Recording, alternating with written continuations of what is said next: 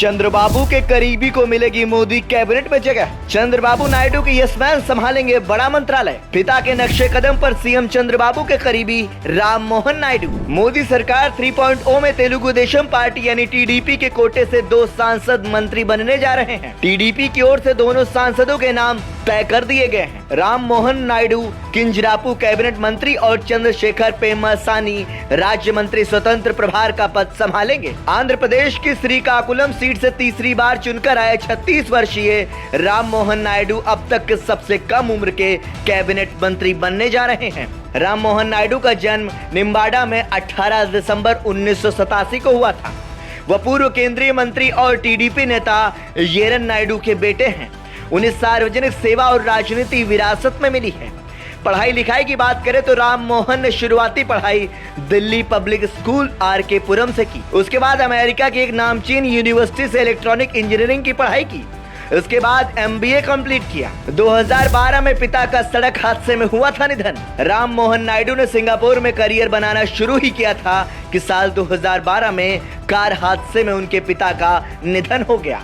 उसके बाद वह राजनीति में आए और 2014 में 26 साल की उम्र में श्रीकाकुलम से पहली बार सांसद चुने गए और 16वीं लोकसभा में दूसरे सबसे कम उम्र के सांसद बने। चंद्रबाबू के करीबी हैं राम मोहन नायडू को चंद्रबाबू नायडू का बेहद करीबी माना जाता है।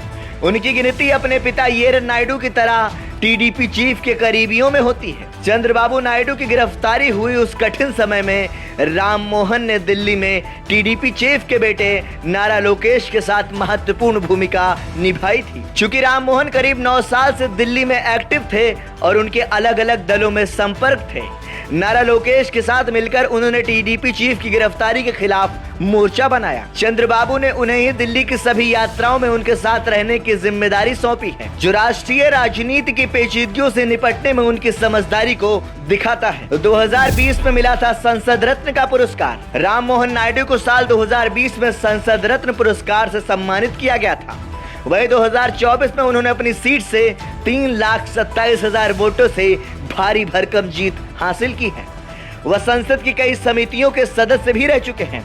इनमें कृषि, पशुपालन, रेलवे, गृह मामलों, पर्यटन और संस्कृति समेत कई समितियां शामिल हैं। पिता का रिकॉर्ड तोड़ने को तैयार राम मोहन नायडू अपने पिता येरन नायडू के नक्शे कदम पर चल रहे हैं, जो साल 1996 में सबसे कम उम्र के कैबिनेट मंत्री बने थे। अब साल 2024 में राम मोहन सार्वजनिक सेवा की विरासत को जारी रखते हुए एनडीए गठबंधन में सबसे कम उम्र के कैबिनेट मंत्री बनकर अपने पिता के रिकॉर्ड को तोड़ने के लिए तैयार हैं। ब्यूरो रिपोर्ट, संदेश वाहक।